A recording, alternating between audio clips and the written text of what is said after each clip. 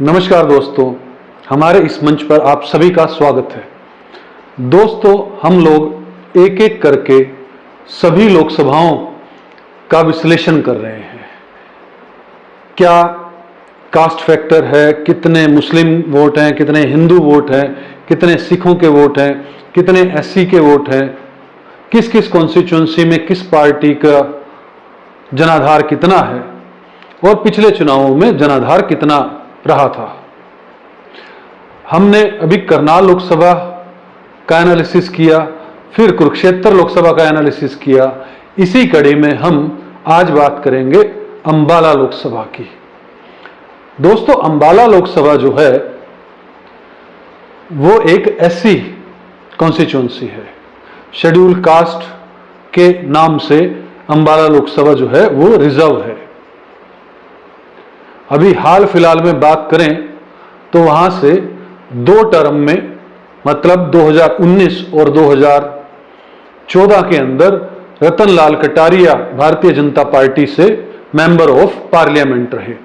अगर 2009 की बात करें तो 2009 में कुमारी शैलजा, जो कि जनरल सेक्रेटरी हैं कांग्रेस की ऑल इंडिया लेवल पर, वो यहां से मेंबर ऑफ पार्लियामेंट रही।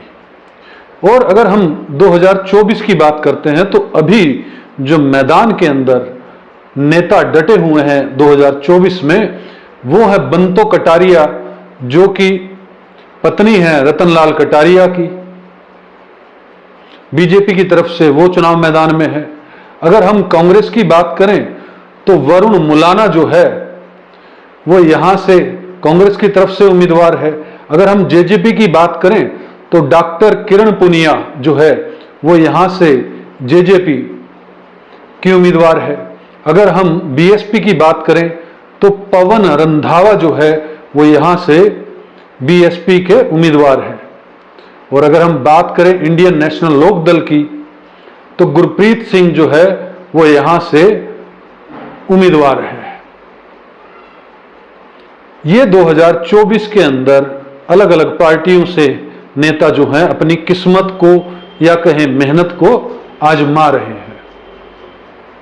अगर हम बात करें अंबाला कॉन्स्टिट्यूंसी के लिटरेसी रेट की तो यहां पर 71.13% लोग जो हैं वो पढ़े लिखे हैं। काफी बड़ी संख्या के अंदर लोग यहां पर पढ़े लिखे हैं। कारण है उसका क्योंकि पंचकुला डिस्ट्रिक्ट भी इसी के अंदर आता है और यमुनानगर भी डिस्ट्रिक्ट इसके अंदर आता है। तो जो पढ़े लिखों की परसेंटेज है वो बहुत अच्छी है। अब हम बात करें अगर हिंदू के अलावा जो मुस्लिम वोट हैं वो 5.61% है। अगर एससी की बात करें तो 24.15% वोट हैं। और वहीं अगर हम सिखों की बात करें 9.39% वोट जो हैं वो सिखों के हैं। बड़े निर्णायक हैं यहां पर एससी के वोट। और अगर सिखों की बात करें, मुस्लिम लगभग हर लोकसभा में 4 से 5-5.5% के बीच में अभी जो हमने किया, चाहे वो करनाल लोकसभा हो, चाहे वो कुरुक्षेत्र लोकसभा हो, चाहे अब अंबाला लोकसभा हो। अब अगर हम बात करें कि 2019 के अंदर कौन कौन कैंडिडेट थे जिन्होंने चुनाव लड़ा, तो अगर हम बात करें भारतीय जनता पार्टी की तरफ से रतन लाल कटारिया जो है बीजेपी के उम्मीदवार थे और वही 2019 में जीते थे। अगर हम कांग्रेस की बात करें तो कुमारी शैलजा को यहां से टिकट दिया गया था और बीएसपी की तरफ से नरेश कुमार जो हैं उन्होंने चुनाव लड़ा था। अब बात करते हैं परसेंटेज की। तो अगर कांग्रेस की बात करते हैं हम तो कांग्रेस को यहां से 30.9% वोट मिले थे। और अगर हम वोटों की संख्या की बात करें तो 4,03,678 वोट जो हैं वो कांग्रेस को मिले थे। अगर हम बीजेपी की बात करें, रतन लाल कटारिया ने यहां से जो चुनाव लड़ा था उसके अंदर बीजेपी को 57% वोट जो है वो जनता ने दिए थे। और अगर हम संख्या की बात करें तो 7,44,438 वोट जो हैं वो बीजेपी को मिले थे। अगर हम बीएसपी की बात करें तो बीएसपी को 7.4% वोट जो हैं वो परसेंटेज के रूप में मिले और अगर हम वोट की संख्या की बात करें तो 96,205 वोट जो है वो बीएसपी को मिले। अब हम बात करते हैं 2014 के चुनाव की, जब मोदी जी की लहर थी, मोदी जी केंद्र के अंदर सत्ता में आए, बीजेपी ने एक नया इतिहास रचा। 2014 के अंदर कांग्रेस से राजकुमार वाल्मीकि को टिकट दी गई, भारतीय जनता पार्टी से रतनलाल कटारिया ने कॉन्टेस्ट किया। अगर हम आईएनएलडी की बात करें तो डॉक्टर कुसुम शेरवाल को जो है वो इनेलो ने टिकट दी। अगर हम वहीं बीएसपी की बात करें तो डॉक्टर कपूर सिंह को बीएसपी ने टिकट दी। और अगर हम आम आदमी पार्टी की बात करें तो सुरेंद्र पाल सिंह को टिकट मिली। अब हम परसेंटेज और टोटल वोट्स कितने मिले किस किस पार्टी को, ये जान लेते हैं। तो अगर हम कांग्रेस की बात करते हैं तो कांग्रेस को इस बार 2014 में 22.4% वोट मिले। और अगर संख्या में बात करें नंबर्स में तो 2,72,026 वोट जो हैं वो कांग्रेस को प्राप्त हुए। अगर हम बीजेपी की बात करें तो 50.5% जो हैं वोट बीजेपी को मिले। और अगर नंबर्स में बात करें तो 6,11,902 वोट मिले।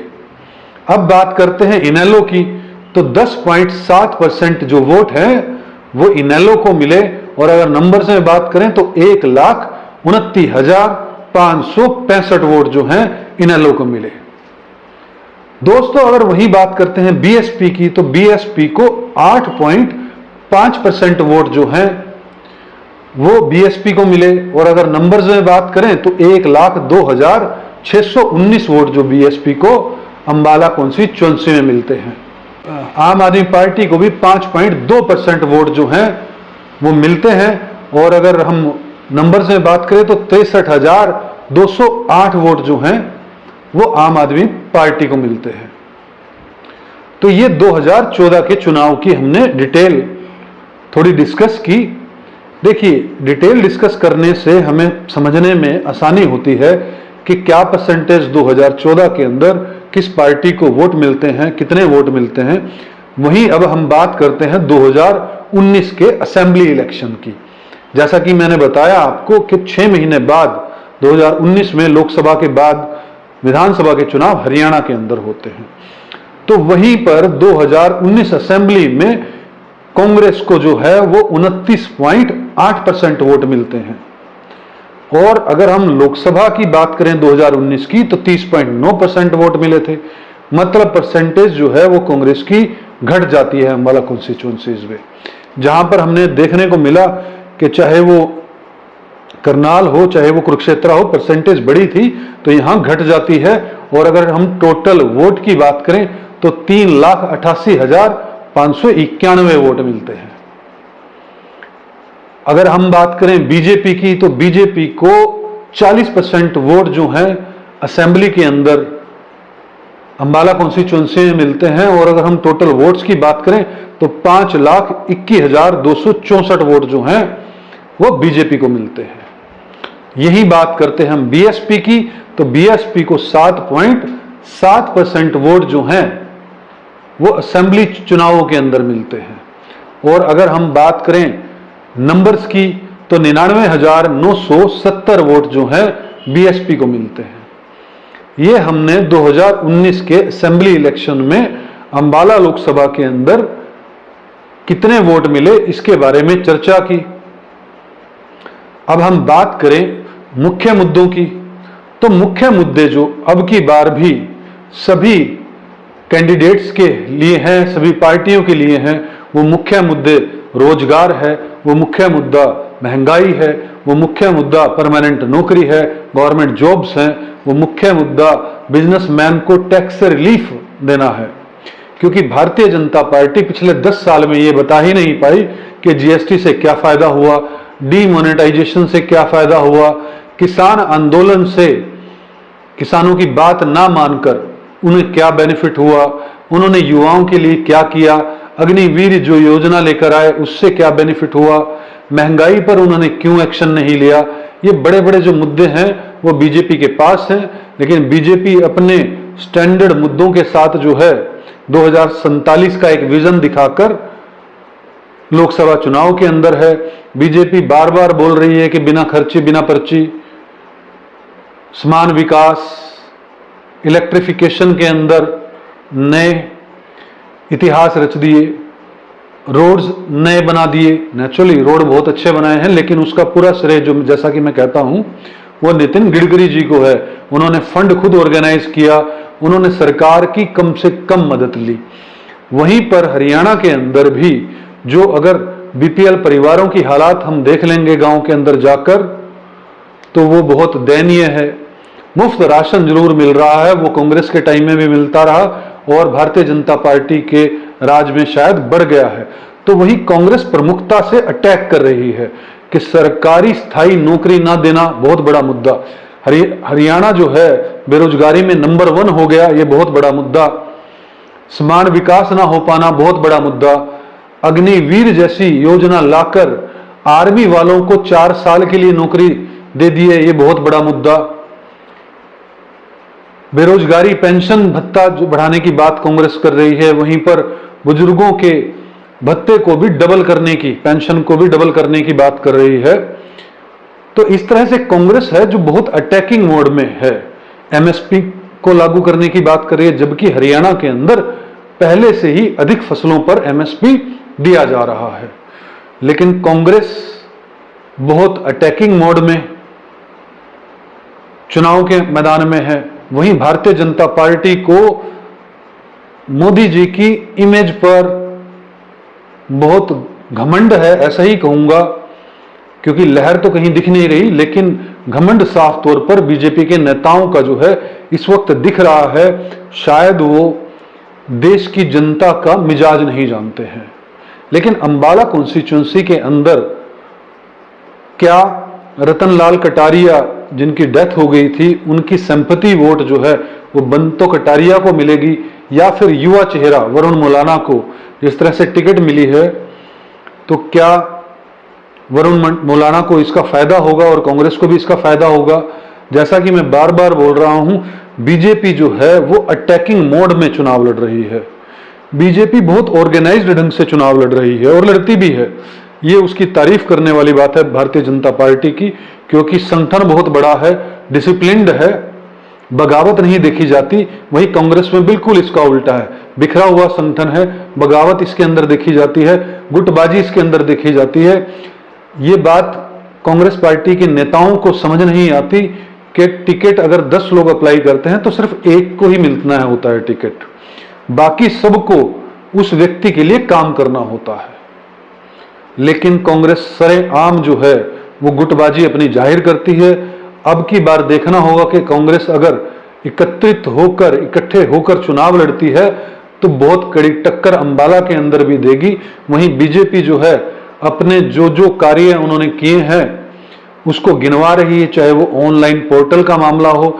लेकिन मेरी समझ में ऐसा है कि बीजेपी जितने भी कार्य गिनवा रही है वो गले की फांसी बने हैं हरियाणा की जनता के लिए। प्रॉपर्टी आईडी के मामले से बहुत जनता दुखी है, ऑनलाइन पोर्टल से बहुत जनता बहुत दुखी है, क्योंकि एजुकेट नहीं कर पाए।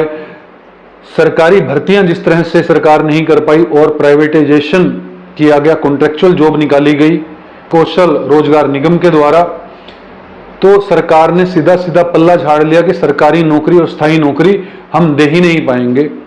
तो ये भी एक मुद्दा है।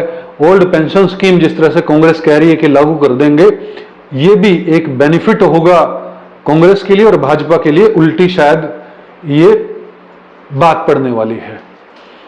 तो अंबाला के अंदर जो मुझे एनालिसिस दिख रहा है, अब की बार अंबाला के अंदर भी जनता जो है वो अपने मन में रखकर बैठी हुई है और वोट की चोट से जवाब देगी, और इसका कहीं ना कहीं नुकसान जो है भारतीय जनता पार्टी को होगा और फायदा विपक्ष को होगा।